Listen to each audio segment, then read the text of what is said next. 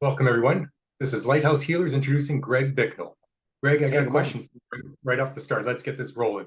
Okay. Did you do what you need to do to take care of you today? I think this morning I was able to sleep a little bit last night, so that started off really good for me. And I think the other part was literally just kind of waking up, get that little bit of mindfulness going, get my bottle of water down, and starting the morning off thinking some positive thoughts. All right, I'll take that. I actually wasn't expecting that for an answer. I was going to go with no. I didn't do my breathing. I didn't do my. Excellent. Good start to your day. Suggestions. What's the best part of that for you? What gives you the most reaction to it, if you will? So when I wake up, if I tend to stay in the bed, then I start having all these things that don't happen for me. And so I think the biggest part is just getting up and getting it started. That's truly a stopping point. I think for a lot of people is just getting started. And I think the day for me is the same thing. I jump up out of bed, get my teeth brushed, get my bottle of water, and then kind of go into my morning routine. And bed made. Bed's not made because usually by the time I get up, my wife's still there sleeping. So if I do that, there's going to be trouble. Taking it when she's in, it's probably not going to work out well. Yeah. She might appreciate it, but for a minute anyway, till she realized, hey, I should be sleeping now. It's 5 a.m. Excellent. I've read something or heard something where it was somewhere that if you, when you wake up, a lot of us kind of lull in bed for a little while and we, humming and hawing, if I'm going to get up and go pee or even get up or I'm going to try to fall back asleep. And there's something that happens to you when you do that, when you jump up out of bed and you're Hmm. up, that Yeah. lasts for hours into your day, as opposed to if you stay in bed and you lull and do the, oh, I don't want to get up, that Yeah. lasts for hours into your day. So it's a good way to start it for sure. Is jump up and have at her. Yeah, really it does because I notice a difference in my day when I don't get up and get going compared to when, I do jump up. And by jump up, I mean roll out and, make my normal creaking sounds and, ankles are popping and that kind of stuff. But just that forward motion saying, you know what, my day is here. I'm started. I'm rolling into it and it's going to be a good day. That's kind of the thought process. When I lay there, it already starts with that negative thing of like, man, do I really want to get up? But why not? You're on the right side of the dirt, happy to be alive and looking forward to today's plans. And so I think that is really something that over all the books I've read and all the leaders that I've talked to, that's something that seems to be in common with all of them. When they wake up, they get up. And it sounds like, and there's, I heard a little bit of gratitude in there. So I'm big on a Mhm. gratitude journal and gratitude, I think, is a start for a lot of things to explode down the line when you're in your healing process, if you will. All right. Started with Mhm. that of glad to be on the right side of the dirt. Yeah, that's good. That's always a good start to the day. No doubt about it. And that's because we do go through things, and I'm sitting there and sometimes in the morning, if I don't get up out of the bed, I just sit there and start to ponder of, kind of like, well, what's today going to be like? Or I start thinking about things or ruminating over things maybe that I went to sleep and didn't quite have, cleared in my mind. And I think when I jump up and get the day going, it's that forward motion again, like what is going to happen today? And I know I'm up, I know I'm going, my routine's going, and so I hit autopilot, and autopilot leads me to good things that are gonna happen, later on. Yeah, I like that comment. The autopilot, because a lot of us get in that. You got a bad autopilot as well, right? Where you're going down the spiral of the rabbit hole, even of our nasty thoughts, if you will, as Right. opposed to, man, you're in control. You set where your destination is. It doesn't have to be autopilot, but you set the destination. Hmm. Yeah, you kind of program it in. I think that's part of it is, you get used to doing this on a morning basis and you kind of get into that routine, whether it's having your water or having your coffee, or even just kind of, sitting down and taking a moment and enjoying just the silence maybe of the morning and really, starting that meditation or looking and say, what are the things I'm going to get accomplished today? And what are the things that I want to make sure that I just knock out? What's that one thing that today, if I can't complete anything else today and my day's busy, what is that one thing I'm going to accomplish? And I think when we focus on that, it gets us in that positive attitude, that positive mindset.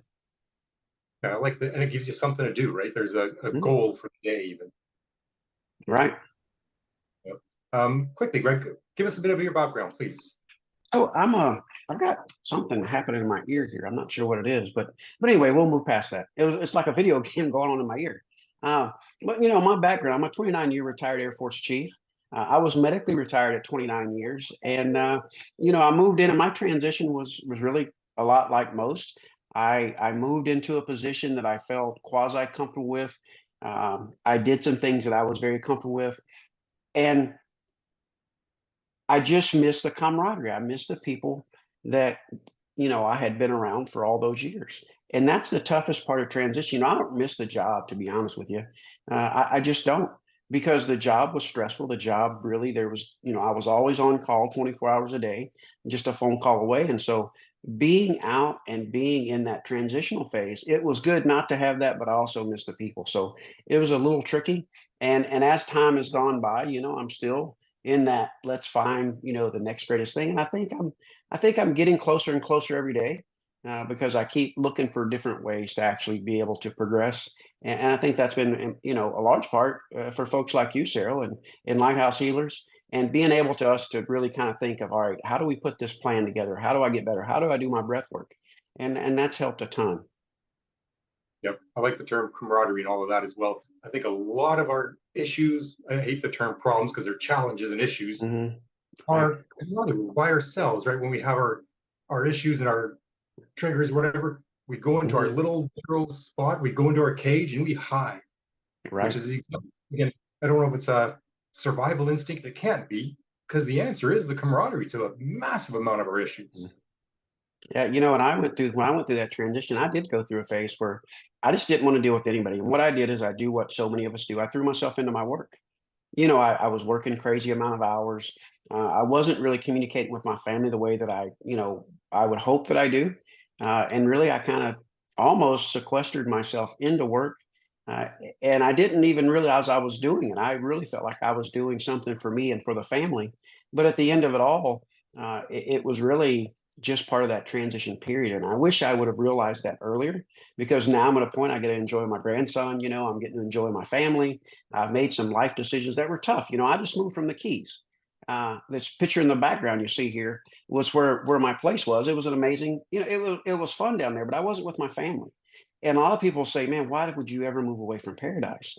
And I think back now and I say, "Why did I ever move to paradise?" Because paradise wasn't exactly the Keys. I couldn't wait to get back with my family. And now that I'm back, things are really kind of they're going the way they should. And getting to be with my grandson and see my girls. I've got two girls and my wife on a regular basis, and she's here when I wake up and go to bed. And that's really, paradise isn't paradise when you're not doing or not with who you want to be. And that's ultimately what the decision was. And it was time to move back. It was from way South Florida down in the Keys up to, I'm in the Orlando area now. So I didn't move too far north, but that 6 hour commute, it just never really quite worked out the way we thought it would. We thought they could come visit more often. My wife would eventually move down, and it just didn't work out. So I had to make a tough choice, move away from an amazing organization that I was working for down there, to make a decision to move back up here to be with him. And I don't regret it for 1 minute. I do miss the Keys as far as the weather and driving to work in the morning and seeing that blue water on both sides. I mean, that you can't beat that. That there's nothing that does that. Going through the traffic in Orlando, yeah, I sometimes envision myself with the cars being the flowing water on both sides of US 1 going through the Keys. But here we are. Yeah. So again, you can't fight when the comment of the weather. It's like, oh, because the weather Mm. in Orlando is so rough, Greg. We feel bad for you. Yeah, it's been rainy the last couple of days, but our weather's usually warm. It's usually pretty good. No big complaints here. Actually, when I would come to visit in the summertime, and I would come here, I'd be like, man, it's so it felt a little bit cooler because it wasn't quite as humid, not that tropical thing. And then we would have people come visit, like, oh, it's so hot, and I'm thinking I've really moved into a cold front.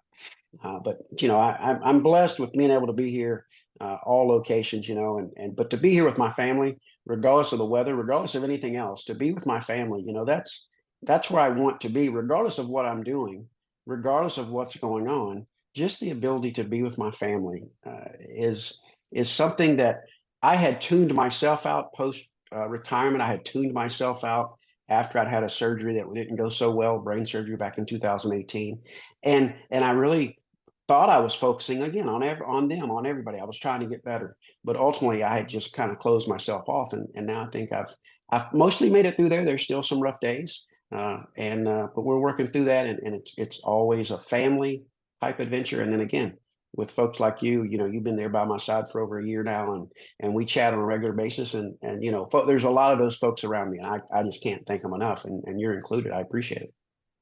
Man, you're so welcome. It's good to be around beautiful souls, as I kind of put it, right? You glow with beauty. But Well, so when you're talking there, any ideas? What's the what's the stage? How do you know that it's time? How do you realize that you're in the wrong place? Right? uh, Where's that decision to finally change?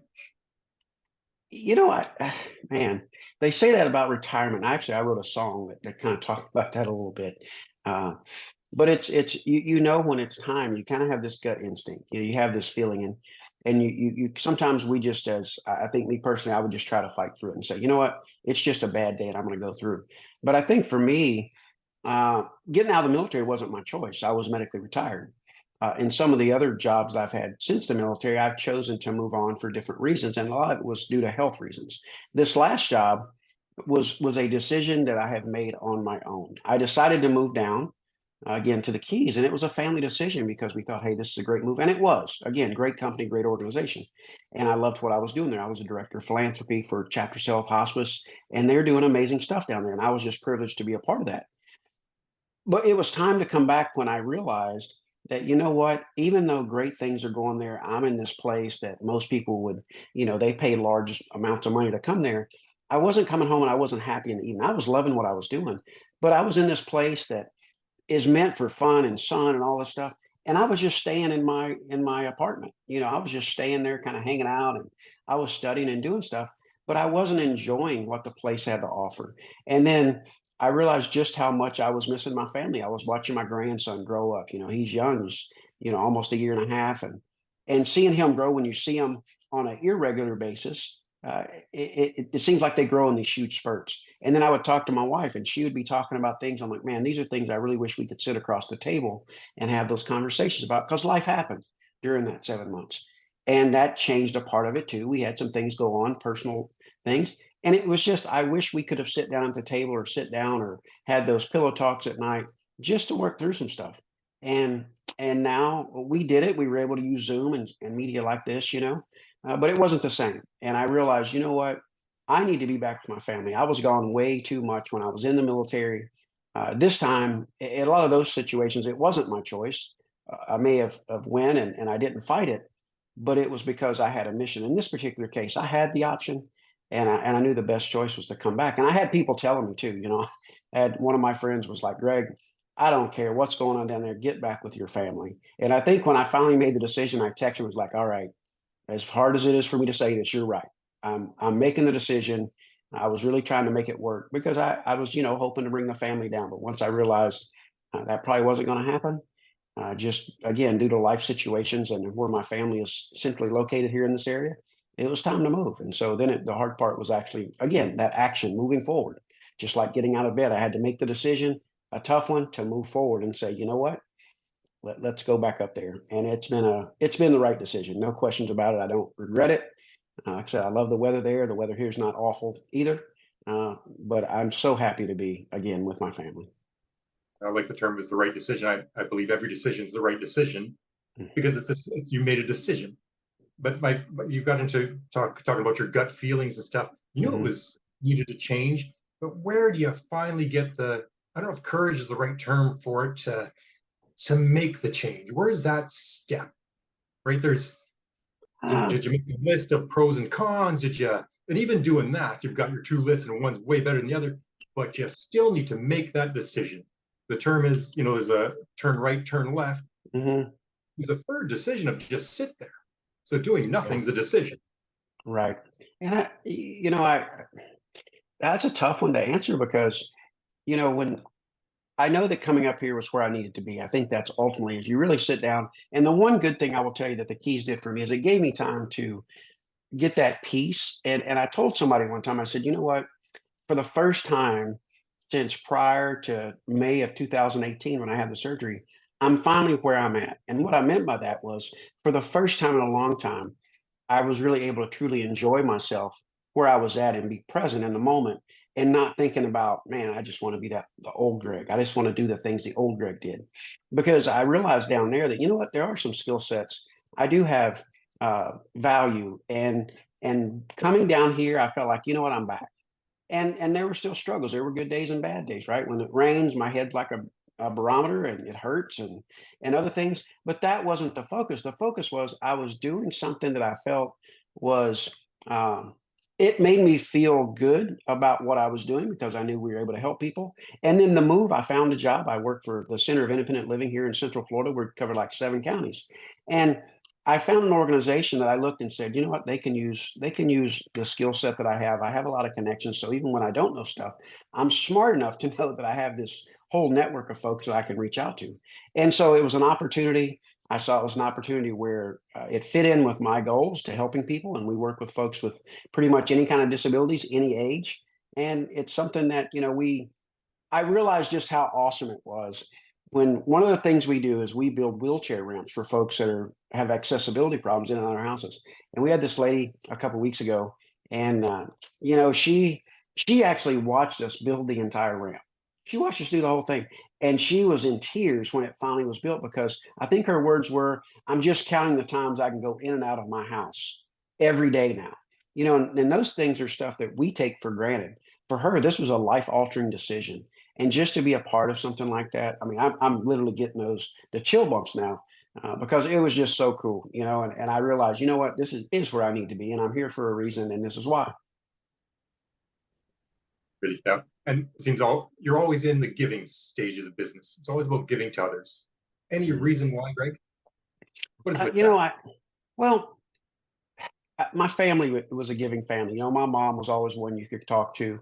My dad was one that liked to fill up the collection plate at church and offering, and because he wanted to give. He wanted to be able to help out. And my family, my brother's an educator, and so I come from a family of people that really showed what it was to give. My grandfather, he was a guy that he owned a farm. He wasn't a rich man, but he would grow the crops, and then when he got what they needed to help him survive, help him make it through the winter and all that stuff with canning everything, he would turn it over to the local folks. I'm from Kentucky, so I will say this. The folks that would come down that may have lesser means, they would come and pick the rest of the green beans or the tomatoes and all that stuff, so they would have something to eat.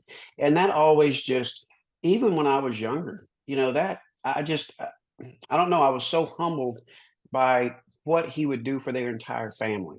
And so the giving aspect, I think for me is in the military, I did a lot of things and had a lot of fun and went on a lot of trips, but it always seemed like I just wanted to help take care of people. That was ultimately what I realized, because when I first got out, I did a job that I was just, I'll say, taking care of aircraft.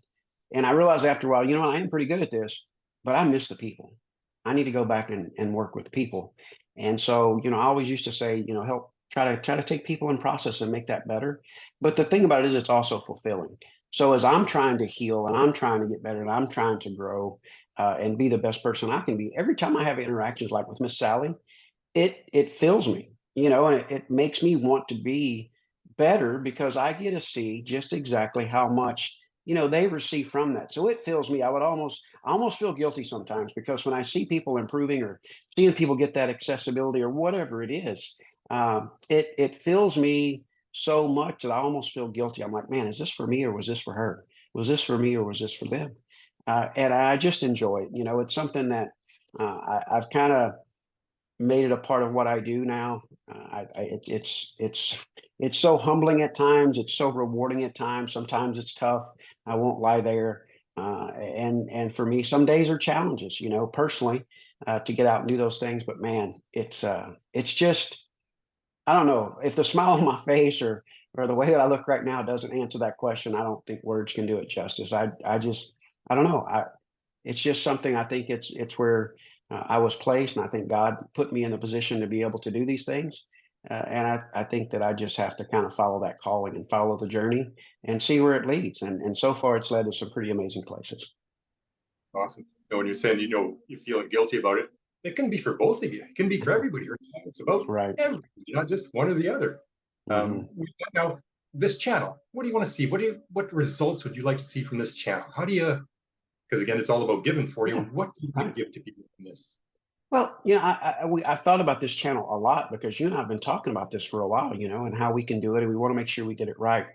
And I think I want people to be comfortable. I think that's the first and foremost, is I want when people look at this channel, is they see two guys having a good conversation. And then I want them to be able to feel like they can either have that conversation with us as a guest or talk to their friend or talk to their family. Because one of the things that I didn't do when I was going through my struggles is I didn't talk to anybody, and neither did my family, because they just wanted to kind of protect me because the position I was in the military, they thought, you know what, we got to protect, we don't want people thinking quote unquote less of them.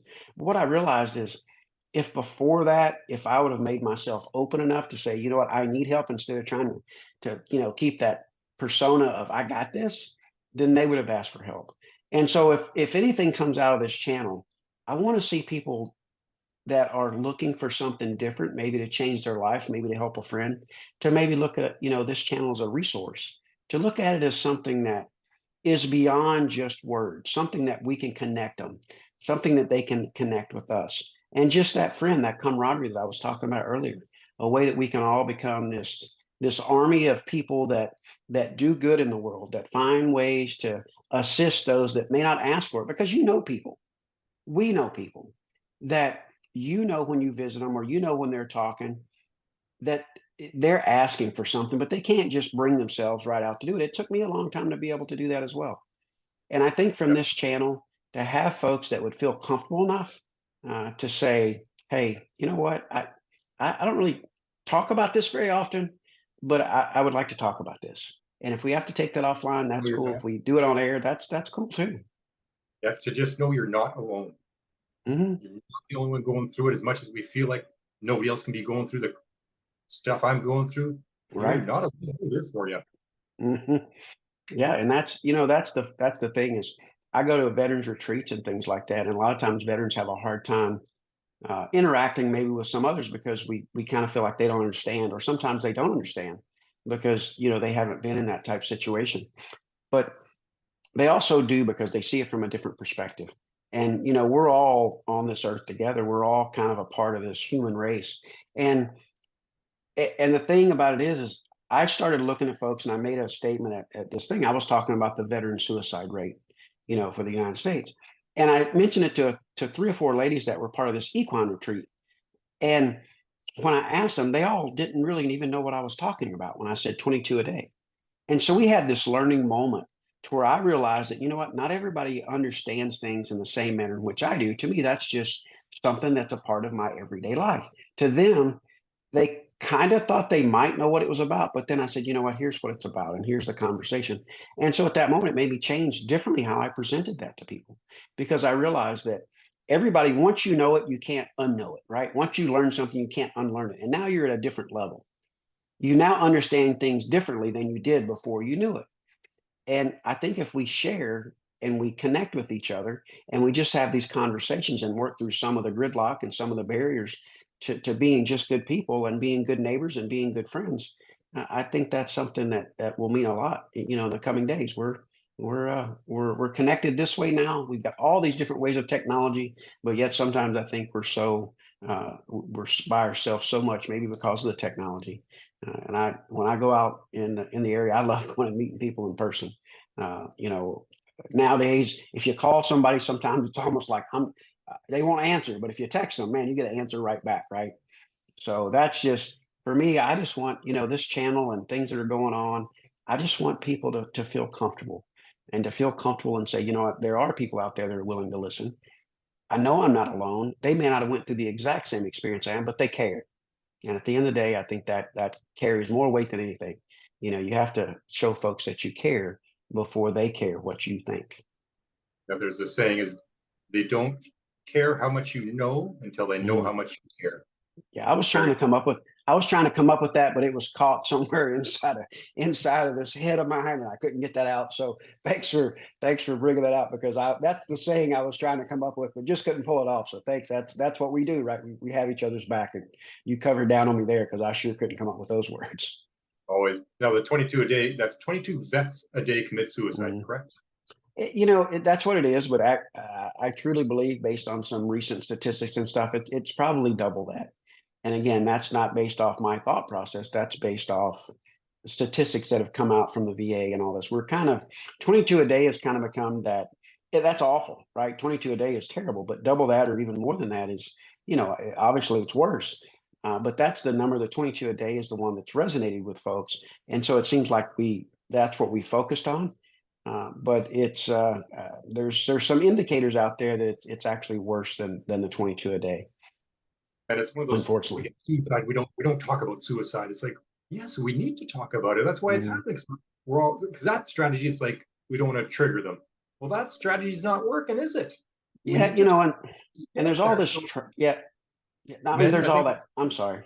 There. every 12 minutes, a Hmm. man in North America commits suicide. I think it's actually a US stat, every 12 minutes. Hmm. Yeah, and there's all this training. I didn't mean to cut you off. I start thinking, and I just get so emotional, and I do apologize, and that we don't I talk never about it because apologize. when Never you try apologize. to, You apologize for your emotions, Greg. Ever, yeah, ever. when you have those conversations, I can be talking to somebody, and again, there's a organization I founded. It was originally Camaraderie Rescue Mission, and now it goes by the name of Heroes, Badges, and Warriors. And that was the thing, was to bring people together. But I would have conversations as the founder, and things would be going great. Hey, I'm telling them we're doing equine retreats and barbecues and all these different things we were doing. But the minute that, well, what's your main mission? Well, we work with folks that, work that through trauma and suicidal ideations. And as soon as you bring up the word suicide, everybody shuts down. Uh, you know, I get it. There's trauma. There's trauma in reliving some of that or thinking about it, or there's some certainty there. But I think if we don't talk about it, we can never move forward. And I've spoken on some of the things that I've went through, and it was tough. And honestly, today I steer away from that. If it can help somebody, I may bring it up. But I was a little more open about it, the last couple of years, because that's the part of my life I was working through that, and it became something that I felt like I was giving back. I really felt like I was helping folks that needed help, and and so I kind of put my own uh, personal life out there and said, "Here's what I went through," and I don't have an issue doing that. But I think the focus for me is I really like seeing that next part. Let's get them to where they're at, so maybe they don't make it to that point. Or let's, after something happens, like what's happened with me. I've had a bunch of friends rally around me, and what's happened afterwards. I went from the highest enlisted rank in the military to the lows of the lowest of the lows of not even wanting to be around, period, military or not, to going through a transition, medically retired, not the way I wanted to go out, and then went through some jobs. And again, I'm still at some point trying to find my way.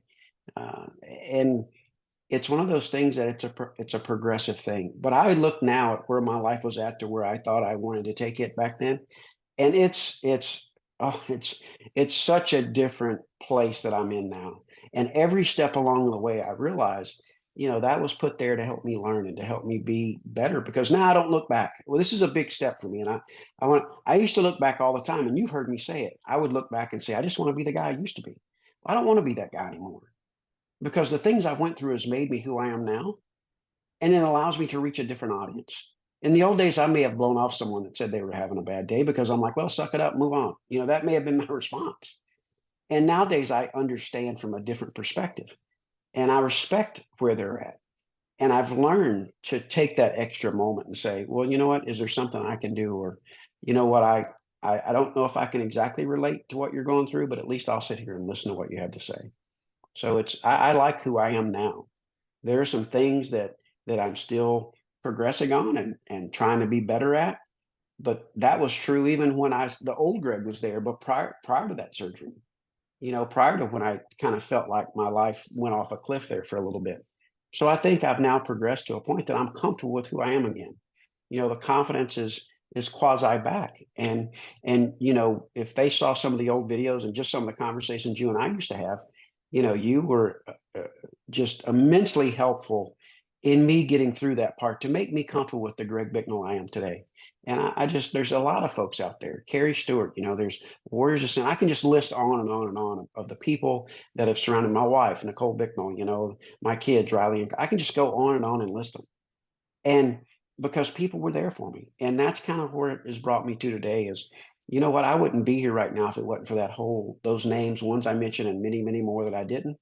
And I just want to repay that, in any way that I can. And And I just love being a part of this, and I love the fact that we've connected. And I hope this show, not hope, hope's not a plan. I intend on this show being something to where people can really truly reach out, and we can help. We're not, maybe we do change the world, maybe we do, but you And got to give me start somewhere. You got to you give start me somewhere, right? You you give can't me make a change if you goosebumps just on sit back. Yeah, you can't make a change if you just sit and wait, right? I can't do anything if I just lay in bed in the morning. So you got to get up and get going. yeah, you're giving me goosebumps on this end, or would you call them chill bumps? Chill bumps, goosebumps. I don't know. People call them glory bumps. I've heard them called all kind of things. But yeah, it's Or the tinglies. the thing is, um, so that's inspirational, right? Because again, you've come from Mhm. change. Like you said, you had to change who the old Right. Greg. After you're forced into yours, but Mhm. a lot of us are afraid of who am I going to be afterwards. I don't want to Right. change who I am. I not necessarily like Mhm. who I am at that point, but Right. we're afraid to change who we are. But Mhm. it's not. So in that, all that you said the word progress. You progress to the new Greg. Right. And I don't want to lie to you. I was pretty happy with the old guy, right? Because that old guy got me to some places that maybe many, many years ago, maybe me and a lot of other people never thought I would get to, right? And did some really exciting things and accomplished a lot of goals. But it was the point to where when things fell apart, that resiliency, that word resiliency, sometimes we kind of feel like it's overused in society today because everything got to be resilient. But it was true is when I was at the lowest low, it was like, how do you come back from that? How do you come back from not even wanting to be on the earth? And it was something that I didn't know the answers, but at some point I was willing to reach out, and Air Force Wounded Warrior Program was there for me. When that happened, is I reached out, and they when I decided I was going to resign from my position, uh, working with aircraft, they said, "Hey, didn't you want to be an ambassador at one point?" And I was like, "Yeah, absolutely." And then they said, "Well, why don't you come and do it then?" And when I went through the training for that, it was a week-long training, and I told my story for the first time. And that was the first part of that healing, because before that, I'd just been doing my job, immersing myself in it, kind of avoiding life overall, and doing something that I had been trained to do that I could, again, almost go back to that word I say autopilot, no pun intended, because it was with aircraft. But I told my story and it said, you know what? This is making a difference. And that was kind of the start of that evolution. Then, my friend Carrie Stewart invited me to Warriors Ascent. And then through that, it just started growing. And luckily, I have had those people in my corner, but so many people don't. And if I can be that person, or we can be that show that's in the corner of the people that maybe think they don't have someone to reach out to, man, what an opportunity. Just I just, yeah, again, the smile comes over my face. What an opportunity to be able to do that. And I just hope I have the right words when they do reach out. That's my, I hope that again, hope's not a plan. My intent is to have the right words. Sometimes I don't always come through on that, but I do the best I can, and that's where I have As folks around me. helping a friend here who's going through a hard time, and um, really helped him through that hour session we'll go with. Hmm. And a week later, I asked him, what do you remember about what we talked about? He's like, nothing. So there is no right words, wrong words. It was Right. just about the camaraderie, about somebody being Hmm. there for you, right? You can't. I did the best that I could with the tools that I had at Hmm. the time. Same with your Right. progress. Right? When you're the old Greg did the best he could with the tools he had, and the new Greg's doing the exact same thing. Yeah, thank goodness. And it's funny. I talked to my wife, and I've got some amazing set of friends. Some I've had for a very, very long time, and it's funny that you say that, because I talked to my wife about it. I'm like, like I can talk to John or Brad, I can talk to those guys for like 5 hours. I have no idea what we talked about, but we know that we had a lot of fun, and then we remember it. And every now and then something, you know, extremely memorable will happen, and that becomes one of those quote unquote name stories. You know what I mean? Like, remember that time, and you kind of have a name to it. And it's just, you're right. It's just being there, sitting around the fire pit, or sitting on the phone, or whatever it is. It's just a matter of not what you say, but you're there so that they can say it too, or you can say it to them. That's the important part. Or just sit And there and say nothing. Literally just being there. that's a human connection, just about being together. That's right. I think exponential. So I'm not overly Bible or Christian or any of that stuff. I'm Mhm. very spiritual. But the Bible, I think, says, come together and pray. There's an Mhm. exponential energy around us when we come together, as opposed Right. to being by ourselves. We can get through, Hmm. as human beings, we can do anything. We can accomplish absolutely anything. Yeah. I think so. It's that, in numbers, and there's stories all over the place about, people that have lived in these awful neighborhoods, and the neighborhood said, we're tired of it, and they've taken the neighborhood back. There's folks that have went through these amazingly terrible times, and a group rallies around them and says, you know what, we're going to get you help, or we're going to be here with you while you're going through your terrible times, no matter what it is. Maybe it's addiction, maybe it's just a bad day, maybe it's a death of a family member, or whatever it is. But they rally and say, you know what, we're coming together. And I really, I know in my heart that that's the strongest force in the universe is love and bringing people together and just taking care of each other for no other reason than it's the right thing to do. And that's, again, that's enough. How much more does it just Hmm. being the right thing to do? Right. Yeah. Yeah. So it's it's a good place to be. It's when you're in some of those environments, sometimes when you get the opportunity to be the one that everyone's loved on, you almost want to push it away. And I think that's kind of the tendency. It was for me, as people would want to help take care. I'm like, I got this, man. Why are you bugging me? Why are you like, quit calling? Like, why are you checking on me? And then finally, when I opened my eyes, literally and figuratively, when I said, let them in, then I realized, you know what, man, even though I tried to push you away and you didn't stop, I appreciate that. It, it, uh, it really means something to me. And it's again, the love that was there. There was no way that my friends and my family was going to let me stay in that place. It's not who I am. I'm a guy that likes to crack jokes and mess around with people and have fun. And when I wasn't that guy, my kids, I'm going to tell you the story. My daughter was in a situation to where she was with some of her friends, and something happened at a restaurant, right? And this was when I was still kind of struggling. Well, not kind of, I was struggling. And I heard her tell the story to my wife, and she said, we were there, and this thing happened where the father got really frustrated and upset about the way the waiter was handling things. They weren't quite being fast enough with the tea, but they were just nasty to the waiter, and my daughter says to the person that she was with, she says, my dad wouldn't have handled that way at all. That's not my dad. He would have paid the bill, maybe stepped aside and had this conversation. And I realized then, that I had changed. Like I'm thinking, well, she kind of thinks there's a chance that I might be that guy that she didn't like how he was handling things now. And she was right. Is I'd got to where I was really quick, to fly off the handle, get triggered about something very minor. And there are still days where, that happens. But now I notice it and I realize it. And I got people around me that I ask them, you know what, help me through this. And sometimes, the truth hurts, as they say, but sometimes you need to hear it. But I think with folks in general, when I know that my family loves me, but I also know that when we were going through those rough times, I made it tough on them. And where I'm at now, I had a guy say, Greg, you only get so many ticks on the clock. Same guy told me I need to come back up here. You only get so many ticks on the clock. Use them wisely. And I said, man, that makes way too much sense. And so when I wake up now and I'm kind of moving through my day, I think I got so many ticks on the clock. How am I going to spend my day? Am I going to be angry at people all day? Maybe. Am I going to be happy? Maybe. Am I going to be productive? Hopefully. Hope's not a plan, but hopefully I will, right?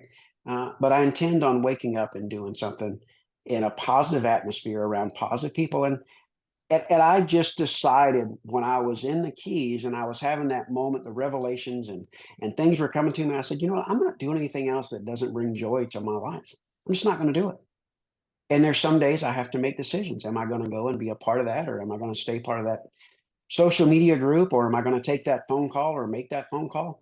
And it ultimately comes down to what brings joy to my life, what doesn't bring joy to my life, and do I have the capacity and the ability and the courage to say, you know what, today I'm going to make the choice of if it doesn't bring me joy, I'm just not going to do it.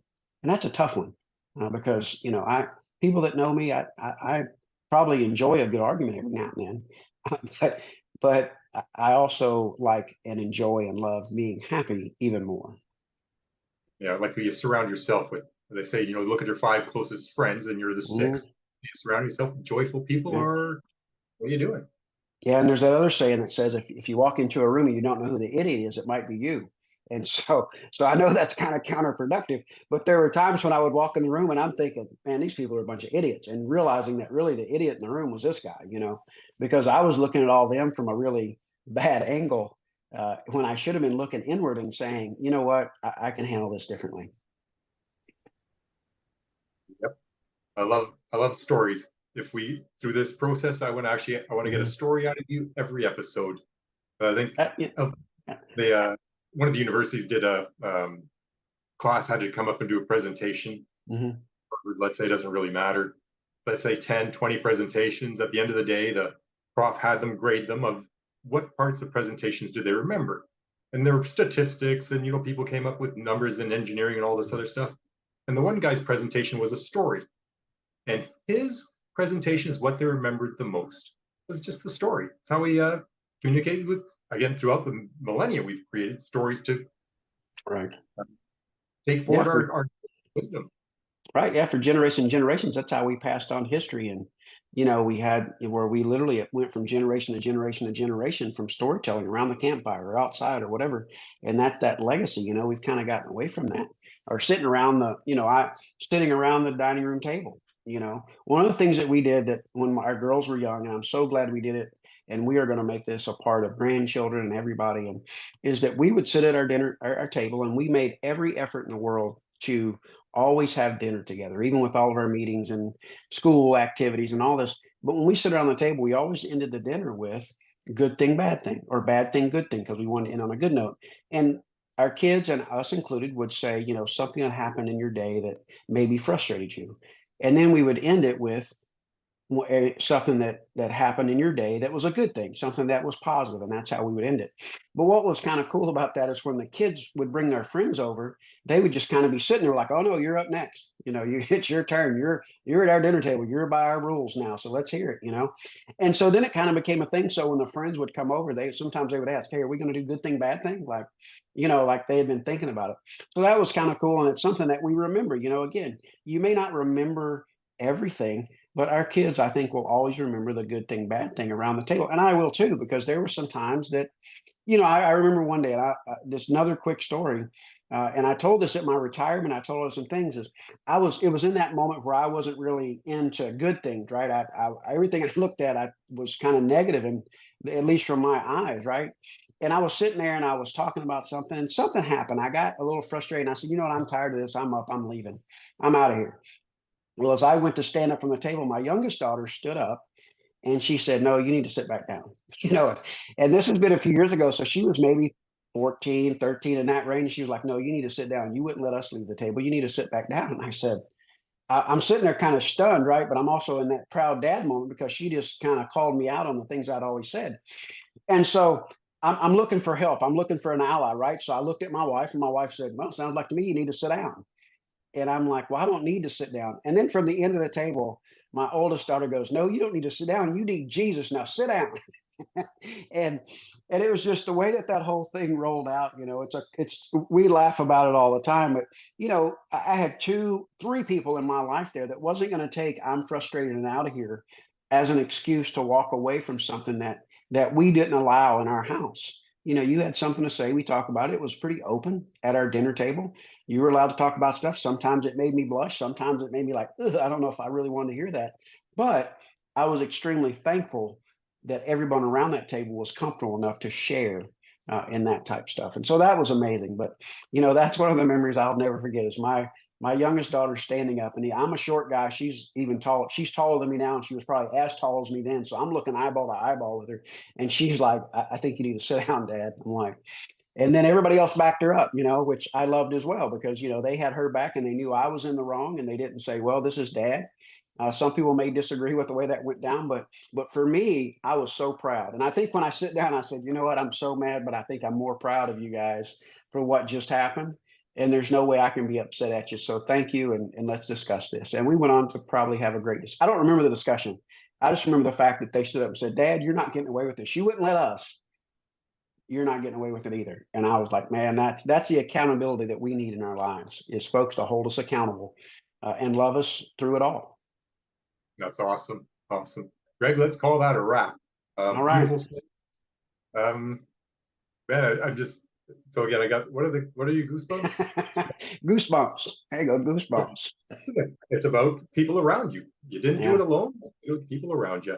Hmm. My challenge to everybody who's listening today is maybe if you have your family at the table, let's start that habit. Do the good thing, Yeah. bad thing, good thing. End on the good note.